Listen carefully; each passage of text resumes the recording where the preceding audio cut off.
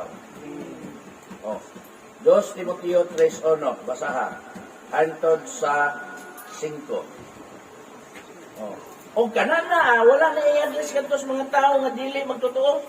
Dili na wala na i-address sa mga tao nga mga wala mag-alagad sa Dios. Kundili kanang mga tao nga nag-i-address na sa mga tao nga nasayod o nakaila sa Dios.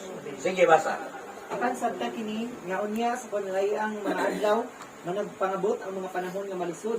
Kaya mga tao niya magamahigugmaon man sa ilang kagalingon, mga hinapit, tigpagawal, hambugiro, pampalasan, masupihon sa mga ginikanan, walay gabalos, dili Diyos nun, walay pagbati sa pagigugma, dili malukmay, tigbutang-butang, mapatuyangon, mabangis, dili mahigugmaon sa maayo, mabudhion, madali-dalion, tigpaburot, nga nagahigugma sa kalipayon inay sa Diyos ang Panginoon.